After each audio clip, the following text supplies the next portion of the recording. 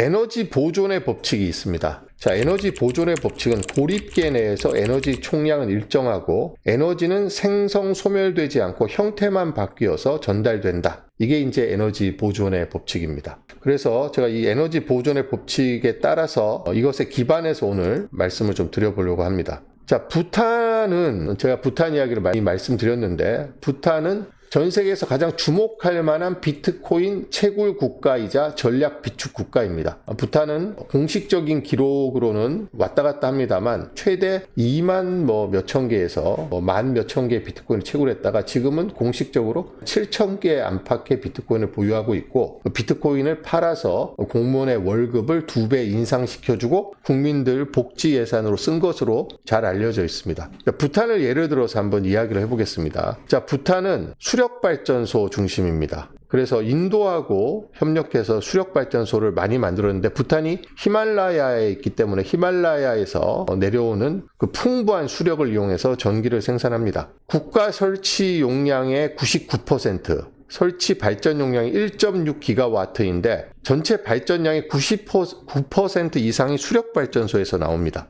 그래서 거의 모든 가구가 전력을 쓰고도 남죠. 여름에는 히말라야에서 눈이 녹아서 수력이 풍부해지니까 여름에는 수요를 훨씬 초과하는 에너지가 생산되고 겨울에는 에너지가 부족한 현상이 벌어지고 있습니다. 부탄이 에너지를 어떻게 쓰는지 보면 히말라야의 높은 곳에 수력발전소를 짓습니다. 거기에 저장되어 있는 물은 기본적으로 위치 에너지를 갖고 있죠. 에너지 보존의 법칙에 의해서 이 위치 에너지, 높은 곳에 저장되어 있는 물을 수문을 열면서 떨어뜨리면 이제 운동 에너지가 되는 거죠. 그러니까 위치 에너지가 운동 에너지로 전환된 거고 이 운동 에너지가 터빈을 돌립니다. 터빈을 돌리면 기계적 에너지로 바뀌는 거고 이 기계 에너지가 이제 전기를 생산하는 거죠. 부탄의 에너지는 위치 에너지에서 출발해서 전기 에너지로 바뀝니다. 이 전기 에너지를 갖고 부탄의 가정에 전기를 공급하고 산업용으로도 쓰고 있습니다. 그리고 비트코인을 채굴하지 않을 때 여름에 남는 전기는 어떻게 했느냐? 위치 에너지로 다시 바꾸기 위해서 양수 발전기를 써서 다시 이쪽으로 물을 올려놔야 됩니다. 양수 발전은 굉장히 비용이 많이 듭니다. 경제성이 낮은데도 불구하고 남는 전력을 처리하기 위해서 부득이 위치 에너지로 전환을 할 수밖에 없는 거죠.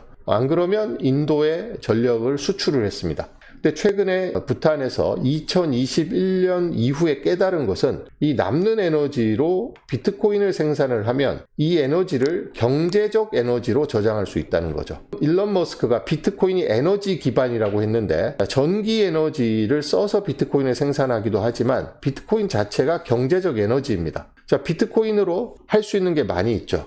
곡물도 살 수 있고 공무원 봉급도 올려줄 수 있고 그다음 필요할 경우 전력을 사는 대금을 비트코인으로 지불할 수도 있습니다. 비트코인을 팔아서 달러로 지불해도 되고 비트코인으로 바로 지불해도 됩니다. 그리고 비트코인으로 석유를 사와도 되고 필요할 때 언제든지 꺼내 쓰고 필요 없으면 10년이고 20년이고 저장해 둘 수 있습니다. 이 에너지가 쓰고 남는 에너지를 버리거나 아니면 효율이 낮은 양수 발전을 통해서 위치 에너지로 되돌리지 않고 비트코인을 채굴해 놓으면 이 경제적 에너지는 저장성이 탁월하고 또 이동이 쉽습니다. 비트코인을 전송하면 되니까요. 그래서 부탄의 에너지 전환은 위치 에너지에서 출발해서 이렇게 나뉘어집니다. 그러니까 부탄이 매우 현명하게 하고 있는 거죠. 남는 전력이 있을 경우 과부하가 생기는데 이 남는 전력으로 비트코인을 생산하고 있으니까 매우 비트코인 활용을 잘하고 있다. 이렇게 평가를 할 수 있을 것 같습니다. 부탄의 비트코인 채굴은 지금까지 얼마인지에 대해서 기관마다 왔다 갔다 합니다만 이 자료에서는 부탄이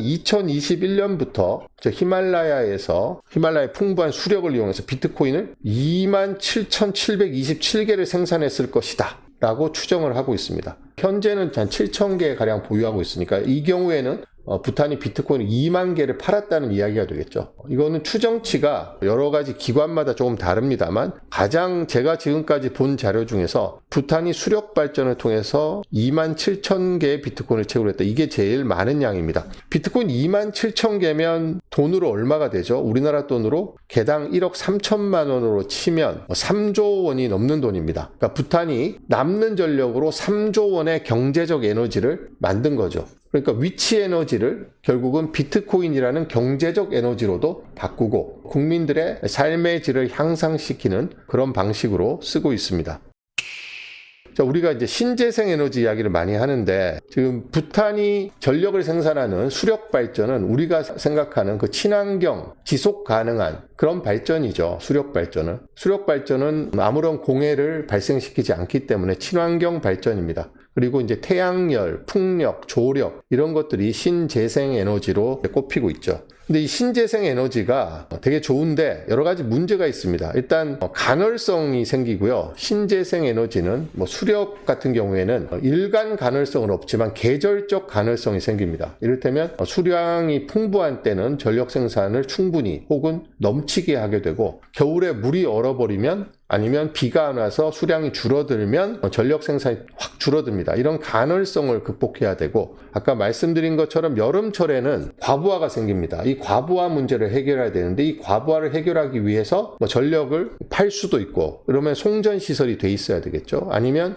양수 발전을 통해서 다시 올려놓는 방법도 있고 수력의 경우는 그렇습니다. 아니면 ESS라고 전기 저장 장치를 통해서 전기를 저장해 두는 방식이 있습니다. 지금 전문가의 말에 의하면 이 재생에너지 간헐성, 계절적 간헐성 혹은 일간 간헐성이 있습니다. 태양광 같은 경우에는 낮 시간에는 발전이 많이 되는데 밤에는 발전이 전혀 되지 않죠. 풍력도 간헐성이 있습니다. 바람이 늘 부는 게 아니니까 바람이 불 때는 전력 생산이 많이 되지 않지만 바람이 안 불 때는 전력 생산이 안 됩니다. 이게 전력 생산 시설을 운영하는 주체가 전력 생산량을 조절할 수가 없습니다. 그래서 어떤 조건에 따라서 자연 현상에 따라서 전력 생산량이 왔다 갔다 하기 때문에 이것을 간헐성이라고 이야기합니다. 전통적으로 이제 간헐성에 대응하는 방법이 양수 발전과 ESS입니다. 그러니까 수력 발전은 양수 발전을 하면 되죠. 부탄도 양수 발전을 했는데 지금은 양수 발전보다 비트코인 채굴을 하고 있죠. 그리고 ESS라고 전기 저장 장치에 저장하는 방법이 있는데 굉장히 양수 발전하고 ESS는 전문가의 의견에 따르면 굉장히 고비용입니다. 별로 효율이 높지 않은 방식인데 남는 전기를 어찌할 수 없으니 양수 발전을 하거나 ESS로 쓰는 겁니다.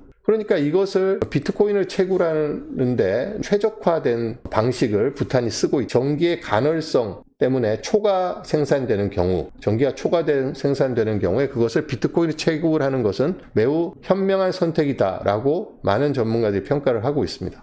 자, 여기서 이 간헐성에 대해서 다시 한번 설명을 보고 넘어가도록 하겠습니다. 전력 간헐성은 태양광, 풍력 같은 재생에너지 발전량이 시시각각변에 예측이 어렵고 불안정해지는 현상을 이야기합니다. 이것은 태양광 같은 경우에는 날씨의 영향도 받고 밤낮의 영향을 일단 기본적으로 받죠. 매일매일 간헐성이 생깁니다. 그리고 수력 발전도 부탄의 경우 계절적 간헐성이 발생을 합니다. 그래서 지속적으로 전력이 안정적으로 공급돼야 되는 그런 산업시설에는 이런 전력 간헐성이 발생하게 될 경우 치명적인 장애를 일으키기 때문에 쓸 수가 없습니다. 그래서 전력 간헐성 때문에 에너지 저장 장치인 ESS하고 양수 발전을 해서 이거를 극복하려고 하고 있습니다만 지금 현재는 비트코인이 이 전력의 간헐성을 극복하는 최고의 방법이다라는 평가를 받고 있습니다. 재생에너지의 간헐적 전기 생산과 비트코인의 채굴을 결합해서 남는 전기를 즉시 비트코인으로 전환하는 산업 구조, 비트코인을 활용하는 아주 좋은 방법입니다. 비트코인 채굴은 간헐성을 허용합니다. 지속적으로 안정된 전기가 되지 않고 간헐성이 있더라도 비트코인 채굴에는 큰 지장이 없기 때문에 전력이 남는 상황에서는 비트코인 채굴을 하고 전력이 모자라는 상황에서는 비트코인 채굴을 안 하면 됩니다. 그럴 경우 간헐성이 비트코인 채굴에 전혀 영향을 미치지 않죠. 그럴 경우 비트코인은 남는 전기를 즉시 활용할 수 있어서 간헐적 전력 공급의 버퍼 역할을 하기 때문에 전력이 부족할 때는 채굴을 중단해서 유용성을 높입니다. 그리고 아프리카에서 봤듯이 외딴 곳에 수력발전소를 지었을 때 남는 전기를 비트코인을 채굴해서 판매해서 인건비로 충당할 수 있습니다. 원래 그 지역의 주민들의 수준으로는 전력 요금을 감당할 정도가 안 돼서 발전소가 중단 위기에 처했는데 비트코인을 채굴해서 판 다음에 그 돈으로 발전소 운영 비용, 그러니까 인건비라든지 이런 걸 충당하고 나니까 전력을 안정적으로 생산할 수 있는 그런 인프라가 확보가 되고 그러니까 전기 요금도 더 싸게 공급할 수 있고 주민들에게 전기가 안정적으로 계속 공급되니까 주민들이 전기 사용이 안정적으로 할 수 있어서 다양한 경제 활동에 종사할 수 있고, 그럴 경우 전력을 더 생산할 수 있는 수요를 만들어내게 되는 거죠. 그래서 전력 회사들이 이런 오지나 외딴 곳이나 이런 간헐적 전기 생산이 필연적인 재생에너지를 쓰는 곳에서 채굴하는 게 매우 유리하기 때문에 요즘은 비트코인 채굴의 전체 52%가 이런 친환경 에너지, 신재생 에너지, 지속 가능한 에너지를 통해서 채굴이 되고 있다는 보고가 있습니다. 재생에너지에 갖고 있는 가장 큰 문제, 간헐성입니다. 간헐성과 과부하는 사실은 똑같은 이야기입니다. 전력을 안정적으로 공급해 줄 수 없기 때문에 간헐성이라는 게 사실은 왔다 안 왔다 왔다 안 왔다 하는 게 간헐성이지만, 이 전력의 생산이 올라갔다 내려갔다 들쭉날쭉한 것도 일종의 간헐성이죠. 그런데 신재생 에너지는 필연적으로 데일리 혹은 시즈널 이런 인터미턴스가 발생하게 됩니다. 간헐성이. 비트코인을 채굴하게 되면 이 간헐성 문제를 해결할 수 있기 때문에 이미 비트코인 채굴을 신재생 에너지 사용 확대의 핵심 열쇠다, 이렇게 보고 있습니다. 이번 The Key to Solving Renewable Energy Intermittency라는 이 썸네일이 있습니다. 만약에 AI 데이터 센터가 계속해서 늘어나야 되는데, AI 데이터 센터는 시설도 갖춰줘야 됩니다. 큰 집 같은 게, 건물 같은 게 있어야 되고요. 거기에 전력을 끌어들이고 냉방 시설도 있어야 됩니다. 그래야지 AI 데이터 센터를 운영할 수 있는데, 비트코인 채굴장 시설이 AI 데이터 센터로 전환하기가 아주 좋다라는 말씀은 지난 방송에서 드렸습니다. 근데 AI 데이터 센터의 수요가 늘어난다고 해서 전기를 엄청나게 많이 쓰는데 그만큼 전력 생산을 뚝딱뚝딱 늘릴 수가 없습니다. 그러면 비트코인 채굴장이 비트코인 채굴을 중단하고 그 전력을 AI 데이터 센터에 쓰면 되는 거죠. 이것만 봐도 비트코인이 에너지 기반이다 라는 것을 우리가 알 수가 있습니다. 지금 신재생 에너지 사용 발전량이 계속해서 늘어나고 있습니다. 우리나라도 지금 RE100 때문에 신재생 에너지를 늘려야 된다, 이런 방향으로 가고 있죠. 자, 영국에서는 풍력이 풍부합니다. 여기는 이제 영국의 예를 드는데요. 영국은 바람이 많이 불죠. 섬나라니까. 그래서 영국에는 엄청나게 많은 풍력 발전기가 있습니다. 우리나라도 남해안에 가면 풍력 발전기가 꽤 많이 있습니다. 강원도에도 많이 있고. 근데 풍력 발전기가 그 섬, 가파도 같은 섬 지역에 만약에 풍력 발전기를 설치해 놓으면 오프 그리드죠. 그 자체에서만 전력을 쓰게 되니까 국가 전력망, 지역 전력망하고 연결하지 않고 그 섬에서 에너지를 자급자족하기 위한 프로젝트가 있습니다. 가파도 프로젝트라고 한전에서 추진한 프로젝트가 있는데, 바다에 있는 섬이니까 이제 풍력 발전기를 설치를 하면 가구는 몇 가구 안 됩니다. 그리고 낮에는 전기를 별로 쓰지 않죠. 그런데 풍력 발전기가 계속 돌아갑니다. 그럼 출력이 너무 많이 나오죠. 그럼 어떻게 해야 되죠? 출력 제한을 해야 됩니다. 전기를 생산하게 놔두면 전력 과부하가 생기고 전력을 땅에 흘려버려도 부작용이 생기고 하기 때문에 ESS 같은 저장 장치가 없는 곳에서는 이 출력 제한을 걸어버립니다. 그러니까 전기를 생산하지 못하도록 하는 거죠. 영국에서도 이런 출력 제한, 커테일링이라고 한다는데, 과잉 에너지를 효율적으로 저장하거나 분배할 수 없을 경우 발전량을 의도적으로 줄여 과부하를 방지하는 커테일링을 실시하는데, 이런 커테일링이 칠레 아일랜드, 영국과 같은 지역에서는 5에서 15%나 돼서 상당한 에너지 낭비를 야기하고 있다, 이런 내용입니다.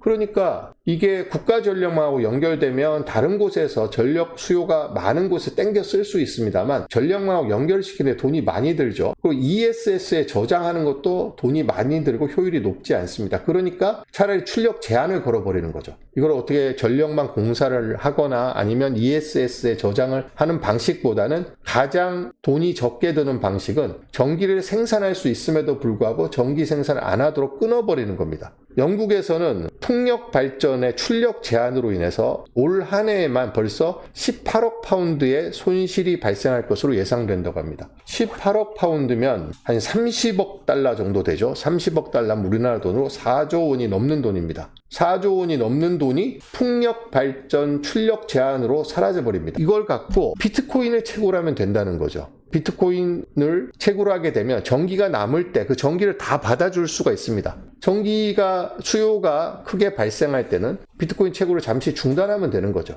이런 식으로 이 재생에너지의 간헐성을 극복하는 가장 효과적인 방법 중에 하나로 비트코인이 떠오르고 있습니다. 근데 비트코인 채굴하는 거는 사실은 여러 가지 고려해야 될 게 있죠. 일단 우리나라에서 만약 가파도에 풍력 발전기가 있습니다. 막 돌아가는데 가파도에 가구가 30가구가 있다 치면 그 풍력 발전기가 생산하는 그 전력을 30가구가 다 쓸 수가 없습니다. 그러면 거기에서 전력을 육지로 끌어내려면 또 공사 비용이 막대하게 들죠. 그러면 거기에서 비트코인 채굴을 하면 됩니다. 가파도에서. 근데 한전에서 가파도에 비트코인 채굴한다고 하면 한전 사장이 개인 기업도 아니고 한전이 비트코인 채굴해서 수익성이 높아진다고 한전 사장이 월급을 더 받는 것도 아닙니다. 뭐 남동발전, 서부발전 다 자회사도 마찬가지죠. 전부 다 월급쟁이 사장 아닙니까? 그러려면 또 국회에서 또 질타를 받을 수 있습니다. 누가 전력을 생산해서 비트코인을 채굴하는 이런 엉뚱한 짓을 하고 있느냐라고 혼쭐이 날 수 있죠. 그러면 사장이 잘릴 수도 있습니다. 언론에서 비트코인에 대해서 안 그래도 부정적인데 한전이 남는 전기로 엉뚱하게 비트코인 채굴하고 있다라고 또 연일 또 씹어대면 한전 사장이든 자회사인 남동발전, 서부발전 사장이 잘릴 수 있습니다. 그리고 그 줄줄이 문책받고 질책받을 수 있죠. 그래서 우리나라만 그런 게 아니라 다른 나라에서도 민간 기업이 아닌 이상 이 남는 전력을 가지고 비트코인을 채굴하겠다. 이렇게 가기가 쉽지 않은 여러 가지 그런 제약이 있을 겁니다. 지금 여기에서 그 오리곡선이 등장하는데요. 이 신재생 에너지 이야기할 때 자주 등장하는 게 오리곡선입니다. 특히 태양광 발전에 오리곡선 이야기를 많이 하는데 태양광 발전 보급률이 높을수록 그래프가 오리 모양을 띠는데 정오 무렵에는 전력 수요가 급격히 감소하고 저녁 무렵에는 태양광 발전은 감소하는데 민간의 소비는 늘어나죠. 그래서 이게 오리 모양을 띈다 그래서 오리곡선인데 보시면 전력 소비량은 사람들이 출근하고 나면 전력 소비가 줍니다. 집에서 세탁기도 안 돌리고 에어컨도 안 틀고 하면 전력 소비가 들어서 점심때쯤 되면 전력 소비가 최저치를 기록하고 오후 들면 전력 소비가 점점점 늘어서 저녁 시간에 전력이 이렇게 하다가 이렇게 뚝 떨어지는데 태양광 발전을 보면 전력 생산이 제일 많이 될 때가 이 시간대입니다. 12시. 그죠? 그러니까 수요는 태양광이 제일 왕성하게 전력을 생산할 때 수요가 제일 낮습니다, 지금. 이게 이제 오리같이 생겼다고 해서 더 커브라고, 솔라 파워 더 커브라고 하는데, 지금 이제 재생에너지 중에서 가장 많이 확대되고 있는 섹터가 태양광 발전 섹터입니다. 그런데 태양광 발전을 해보니까 이 수요하고 공급의 불일치, 태양광 공급은 열로 생산하는 전력의 공급은 낮 시간에 피크를 이루는데 수요는 이 태양광 전력 생산이 아주 활발하게 이루어지는데 떨어지기 때문에 이 남는 전력 문제가 또 생긴다는 거죠. 태양광 발전의 경우. 제가 좀 전에 풍력 발전의 예를 들어서 말씀을 드렸는데 태양광 발전의 경우 매일같이 더 커브 현상이 나타나서 이것이 해결해야 될 하나의 핵심 과제입니다. 근데 비트코인을 낮 시간에 전력 수요가 낮은 낮 시간에 집중적으로 채굴을 하고 밤 시간에는 적게 채굴을 하는 그리고 유연하게 비트코인 채굴을 하면 비트코인은 간헐성을 허용하니까요. 전력의 간헐성을. 그러면 이 남는 전기 문제 또 수요와 공급의 불일치를 아주 스마트하게 해결할 수 있다는 겁니다. 그렇기 때문에 AI 데이터 센터는 전력의 간헐성을 허용하지 않죠. 데이터 센터에 전력을 넣었다 뺐다 할 수 없습니다. 데이터 센터는 전력이 안정적으로 공급이 돼야 되고 비트코인 채굴장은 전력을 간헐성을 허용하기 때문에 상당한 버퍼를 제공해 줍니다. 그러면 남는 전기를 버리지 않고 비트코인 채굴에 쓸 수도 있고 또 전력 과부하 문제를 해결할 수 있으니까 두 마리 토끼를 다 잡는 겁니다. 그래서 지금 비트코인 채굴이 이 신재생 에너지가 갖고 있는 핵심적인 딜레마인 전력 간헐성 문제를 해결할 수 있는 핵심적인 수단으로 지금 떠오르고 있다. 이런 전문가들의 그런 주장과 또 실제 이 비트코인 채굴을 통해서 전력의 간헐성 문제를 해결한 사례가 지금 속속 등장하고 보고되고 있습니다. 그래서 제가 보기에는 우리나라도 지금 신재생 에너지, 태양광 발전, 풍력 발전 이런 거 조력 발전 이런 거를 계속해서 늘려나가는 추세잖아요. 그럼 늘려나가면 이 전력 간헐성 문제를 반드시 해결해야 되는데 제가 보기에는 이 비트코인 채굴을 정부가 공식적으로 검토를 해서 이 전력 간헐성 문제를 해결하는 핵심적인 방법으로 비트코인 채굴을 선택하면 좋을 것 같습니다. 과연 우리나라에서 이런 논의가 공개적으로 가능할지 또 채택이 될지 여부는 알 수가 없습니다만 아마 지금 다른 나라에서 앞장서서 이런 실험을 성공적으로 하고 있고 부탄 같은 경우에는 제가 보기에는 완전 모범 국가입니다. 거기는 이제 왕이 통치하는 국가이기 때문에 여론을 의식할 필요도 없고 국회에서 그거 갖고 질타를 받을 리도 없습니다. 국왕이 결정하면 그냥 되는 거니까 똑똑한 국왕이 부탄의 왕족들은 전부 옥스퍼드로 유학을 갔다 오잖아요. 그래서 영국 가서 비트코인도 배우고 또 깨어있는 국왕, 우리나라 전력이 이렇게 많이 남는데 이 전력으로 여름에 전력이 남아 돌잖아. 이걸 비트코인 채굴하자. 그래서 부탄의 공무원의 인재 유출 현상이 최근에 굉장히 완화됐다는 거 아닙니까? 국민들의 삶의 질도 개선시켜주고 그리고 부탄이 비트코인을 채굴하는데 환경을 오염시키거나 추가로 에너지를 쓰지 않습니다. 남아도는 전기로 비트코인을 채굴하기 때문이죠. 그러니까 다시 말씀드리면 에너지 보존의 법칙을 잘 이해하고 부탄은 이 히말라야의 풍부한 수력, 높은 위치에 산에 있으니까 물을 위에서 가둬놓으면 당연히 위치 에너지가 생기죠. 히말라야는 부탄은 히말라야에 있는 국가이니까 기본적으로 위치 에너지가 있는 나라입니다. 부탄은 이 위치 에너지를 활용해서 결국은 전기를 생산해서 비트코인이라는 경제적 에너지를 미국처럼 범죄자로부터 압수한 비트코인 32만 개를 갖고 있습니다. 영국도 6만 개를 갖고 있는데 다 범죄자들에게 압수한 비트코인이죠. 국가가 이렇게 대놓고 채굴해서 비트코인을 최대 2만 7천 개, 적어도 1만 3천 개를 채굴했다고 보고가 되고 있고 부탄이 비트코인 채굴로 국부를 증가시킨 것은 이미 다 확인된 사실입니다.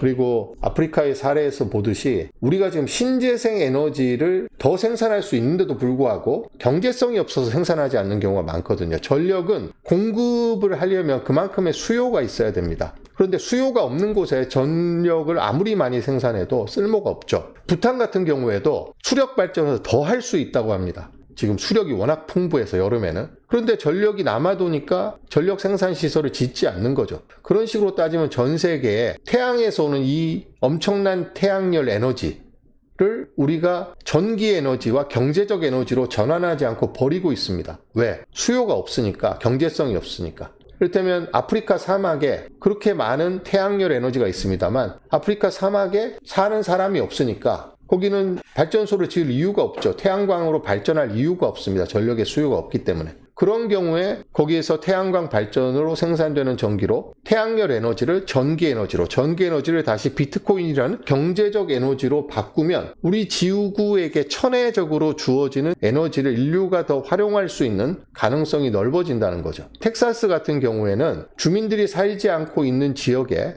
당연히 전력망도 없습니다. 그러니까 주민들이 더 가서 살지 않죠. 전기가 없는데 거기 가서 어떻게 살겠어요? 그런 지역에 이런 기업들이 들어가서 태양광 발전을 합니다. 그리고 당장에는 전력 수요가 없으니까 비트코인을 채굴을 하죠. 그리고 AI 데이터 센터 수요가 증가하면 비트코인 채굴장을 AI 데이터 센터로 바꿔줍니다. 그러면 일자리가 창출이 되니까 사람들이 모여서 살게 되겠죠. 그러면 전력이 있으니까 그 전력으로 기본적인 삶의 욕구를 충족시킬 수 있습니다. 그러면 다른 시설도 더 들어올 수 있죠, 전기가. 그래서 전력 수요가 충분히 만들어지면 비트코인 채굴장은 채굴기 다 떼서 딴 데로 이동을 하면 됩니다. 거기 가서 또 채굴하면 되니까요. 그럼 거기 가서 또 채굴하려면 또 태양광이라든지 풍력이라든지 이런 신재생 에너지로 전기를 생산할 수 있는 시설을 지어야 되겠죠. 이렇게 하면 비트코인 채굴이라는 이 작업이 우리가 쓸 수 있는 가용 에너지를 계속해서 늘려나갈 수 있다는 겁니다. 경제성이 없어서 발전하지 않는 그런 수력, 태양열, 풍력, 조력 이런 에너지를 전부 다 우리가 가용할 수 있는 에너지로 바꿔주는 역할을 하는데 비트코인 채굴장이 아주 큰 역할을 하고 있다. 우리나라도 최대 2만 개에서 4만 개까지 채굴이 가능하다라는 이야기가 있죠. 2만 개면 2조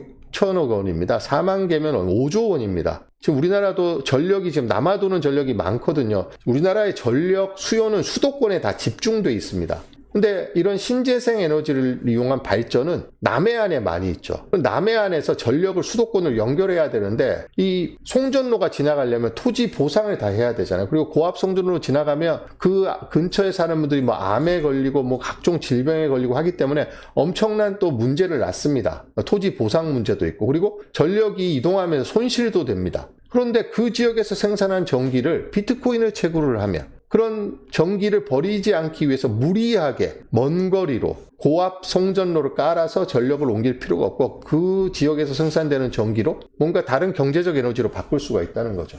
그래서 아마 우리나라에서도 제 생각에는 10년 내에 이런 남아도는 전력, 그러니까 지역적으로 수요와 공급이 불일치합니다. 수요와 공급이 불일치하는데 수요는 적은데 공급이 풍부한 지역에서는 비트코인 채굴을 아마 하게 되지 않을까. 저는 10년 내에 가능할 것이라고 보고 아마 다른 나라가 다 하면 우리나라는 뒤늦게 아마 비트코인 채굴에 뛰어들지 않을까 이렇게 생각을 하고 있습니다. 미래의 일이니까 뭐 100%라는 건 없지만 저는 그렇게 믿고 있습니다. 그래서 오늘은 비트코인이 어떻게 신재생 에너지 갖고 있는 핵심적인 문제인 전력 간헐성을 해결하는지에 대해서 좀 말씀을 드렸습니다.